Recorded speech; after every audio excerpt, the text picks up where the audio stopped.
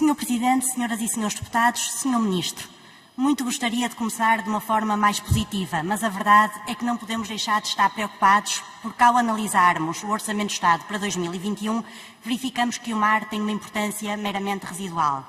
O que é bastante visível nos números do orçamento. O programa MAR representa 127 milhões de euros de despesa total consolidada. Ora, isto corresponde a cerca de 0,07% do total da previsão de despesa de todos os programas previstos para 2021.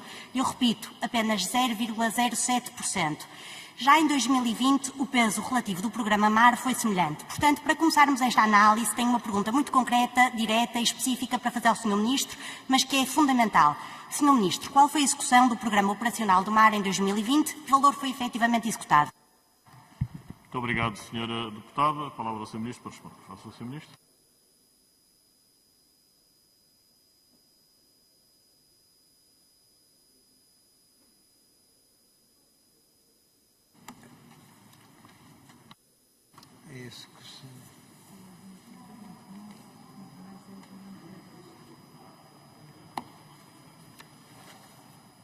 A execução do MAR 2020 em 2020 atingiu a execução os 44%. Neste momento, o comprometido atinge os 88%. E alguma da execução está, obviamente, não avançou, porque os promotores não submeteram ainda a despesas validadas. Foi um ano também difícil. Mas estamos adiantados em 6 meses em relação à guilhotina financeira N+3. Portanto, neste caso. A outra coisa que eu gostava de referir, que é relevante, na minha concepção do Ministério do Mar, o Ministério do Mar é um Ministério transversal.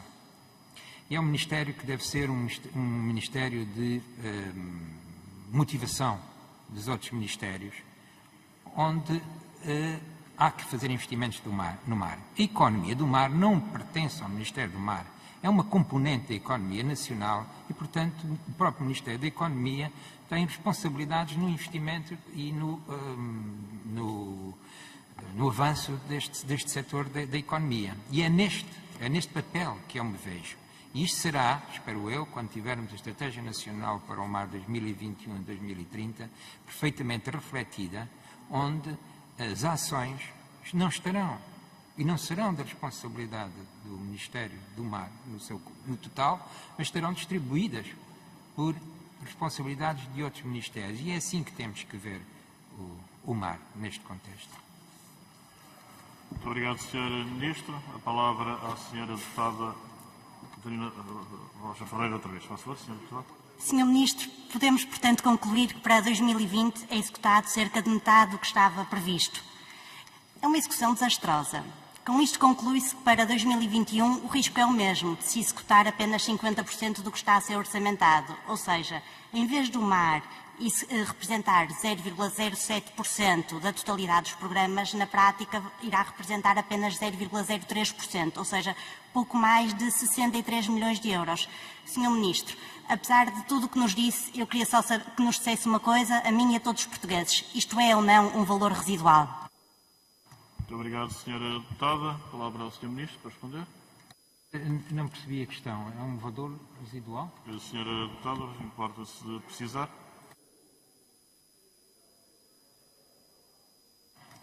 Se a execução é só de 50%, isto parece-me que é um valor residual. Gostava de saber se concorda connosco. É um valor residual? Note que, quando me refiro a estes 44%, estamos a referir para um programa que termina em 2023. Sr. Ministro, eu estou a falar do Orçamento de Estado do MAR, não só do programa MAR 2020.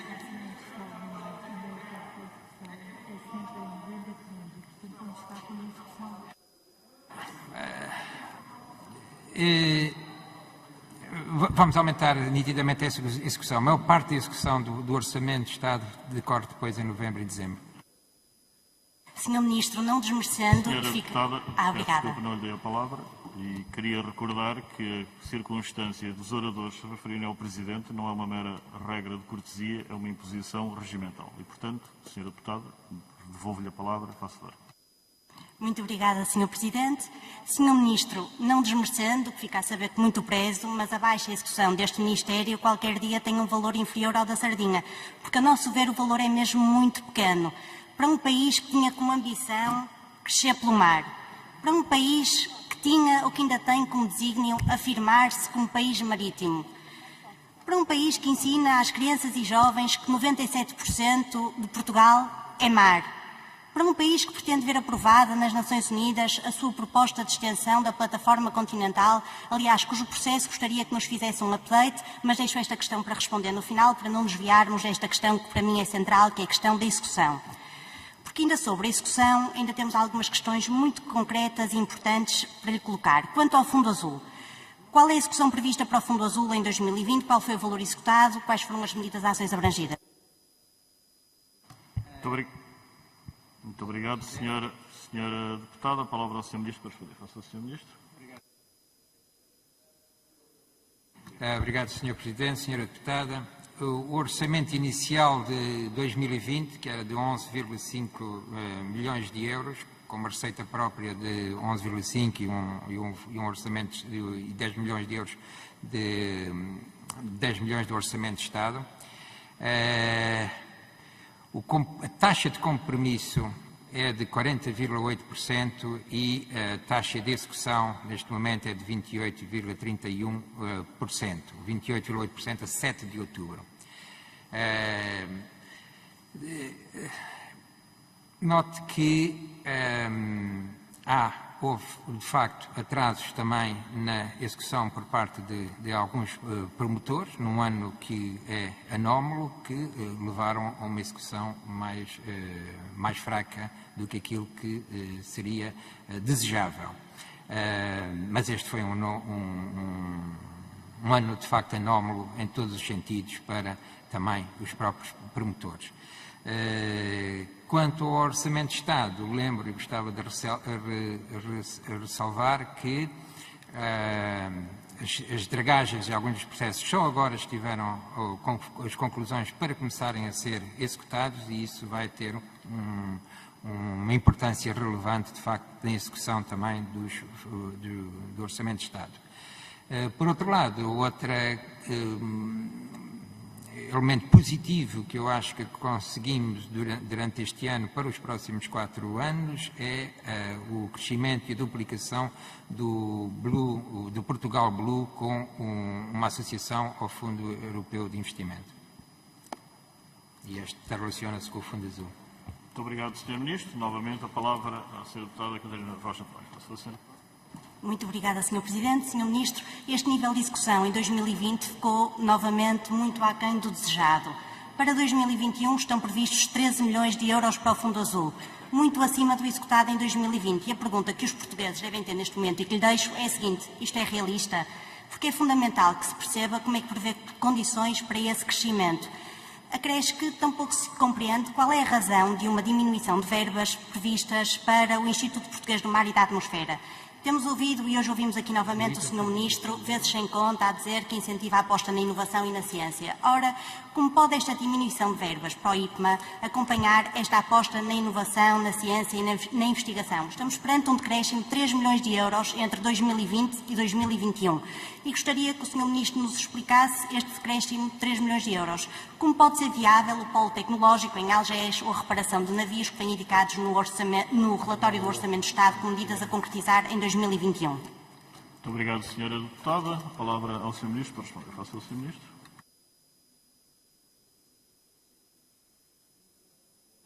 O IPMA tem, se for verificar bem, meu conhecimento, o IPA tem um decréscimo de 3 milhões de euros, mas tem um acréscimo de 6 milhões de euros em fundos que vêm de projetos europeus.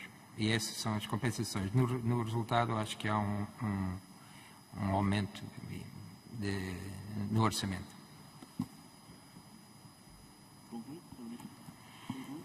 Concluo. Muito obrigado, Sr. Ministro. A palavra novamente à Sra. Deputada Catarina Rocha. Faça favor. Muito obrigada, Sr. Presidente. Sr. Ministro, as suas respostas, algumas muito sinceras, reforçam o nosso receio. O Governo desistiu do mar. A economia do mar deixou de ser relevante em termos políticos. O mar deixou de representar para este Governo o potencial único que é, em termos ambientais, pela capacidade intrínseca dos oceanos serem os maiores consumidores de carbono, em termos económicos, pela capacidade de gerar riqueza através das múltiplas atividades económicas em torno do mar, e em termos sociais, pelo impacto que as zonas ribeirinhas têm nas comunidades pescatórias ou em outras, junto da vasta costa marítima. Aliás, o relatório do Orçamento de Estado 2021 elenca 53 medidas de ação do mar, sem qualquer priorização. Não se compreende porque é que não são colocadas prioridades nas medidas de ação. Quando todas são importantes, nenhuma é cumprida. Quais são as prioridades? Enunciam-nos uma série de conferências, nomeadamente a Conferência dos Oceanos em Lisboa. Essa será certamente. Quais são as outras prioridades? Sr. Ministro, tenho que lhe deixar também uma nota positiva. Temos tido a oportunidade de acompanhar as deslocações do Sr. Ministro por todo o país a apresentar a Estratégia Nacional para o Mar e tenho de o felicitar. Já fez mesmo muitos quilómetros. E neste âmbito, o PST também tem algumas propostas que lhe farei chegar e passam pela criação de uma agência do mar que monitoriza as intenções do investimento do mar, por um Plano Nacional de Aquacultura Offshore, que seria mais abrangente do que o Roteiro Nacional para a Aquacultura que está prevista, julgo que é a medida número 60, e a criação de instrumentos de avaliação e certificação da qualidade para os produtos de origem no mar. E há mais arestas, já há 160 medidas que constam do plano e que podem ser limadas e melhoradas. Ora, sendo a estratégia até 2030, com 160 medidas lá previstas, isto dá uma média de execução de 17 medidas por ano, ou seja, a execução de mais do que uma medida por mês para se conseguirem cumprir aquelas 160 medidas todas. Portanto, diz-nos a prudência que é algo a ponderar para no final não termos uma mão cheia de nada. Mas no âmbito desta discussão de hoje é essencial que nos apresente o balanço financeiro da anterior estratégia para o mar 2013-2020, nomeadamente o que é que na anterior estratégia foi executado, de que valores falamos. Este balanço em relação à anterior estratégia para o mar é fundamental, caso contrário estamos sempre a inventar a roda. Muito obrigado, Sra. Deputada. A palavra ao Sr. Ministro para esclarecer. Sr. Ministro, faça favor. Senhora Deputada vai-me desculpar, mas, de facto, a fotografia que faz do mar, da economia do mar, é uma fotografia que é pessimista e é um tipo de fotografia que nós nem sequer precisamos e não devemos cultivar. Eu acho que há aqui uma espécie de velho do Damastor que cai sobre a percepção que se tem, ou a percepção que se promove que a economia do mar é deficiente. Se nós formos olhar para o último relatório do Instituto Nacional de Estatística, a economia do mar é a terceira em valor acrescentado bruto. Primeiro estão a educação, segundo a saúde, que não são economias produtivas, e a terceira está a economia do mar. Se nós formos olhar para períodos de crise, períodos de crise, e da última crise que tivemos, verificamos que a economia do mar, comparada com outras economias, foi das mais resilientes, quer em termos de valor acrescentado bruto, comparado com o resto da economia nacional, quer em emprego. Diminuiu o emprego, mas diminuiu menos que muitos outros setores da economia. Isto são dados do Instituto Nacional de Estatística. Se nós formos olhar também para as questões das exportações de pescado e para o setor alimentar, e se for ver os dados do AICEP, o pescado é a primeira do setor alimentar em termos de exportação, seguindo-se o vinho, a cortiça e o azeite, se não estou em erro. Portanto, eu acho que temos que deixar de transmitir esta visão de desgraça, porque a economia do mar tem progredido, precisa de progredir mais. Há setores que aqui falámos, por exemplo, da aquacultura offshore, que eu também sou um defensor da aquacultura offshore. Agora, de facto, nós temos, são atividades que se passam na costa e há sempre muitos conflitos de interesse. E é isto, e é por isso que eu ando a visitar o país todo, é por isso que eu ando a comunicar com os promotores, É por isso que eu ando a meditar com os diferentes setores da economia, porque há uma coisa que nós temos que promover. É o consenso, é a busca de oportunidades comuns e é uma visão para o progresso e não para a inibição das atividades. Não vou aqui citar onde encontro algumas destas, vou referir concretamente, porque estou a trabalhar nisso, mas, de facto, a aquicultura é uma área que merece ser expandido. Conflitua depois, obviamente, com as pescas, conflitua também com, por exemplo, as energias offshore, continua, em alguns casos, até com a própria hotelaria, a utilização da paisagem, mas temos que encontrar as pontes. Temos que encontrar a pontes e temos que ser adaptativos ao encontrar essas pontes. Porque se num plano de ordenamento não pode ser considerado também totalmente fixo e definitivo, porque agora temos que gerir os conflitos e temos que ter as oportunidades para avançar e fazer avançar a nossa economia. E, portanto, o que eu pedia, sugeria, se me permite, é que não continuem a promover ou a referir-se à economia de mar, onde, por exemplo, no contexto europeu, Portugal está acima da média em termos de valor acrescentado bruto da própria economia entre os países da União Europeia, e dar estes aspectos positivos é de facto importante.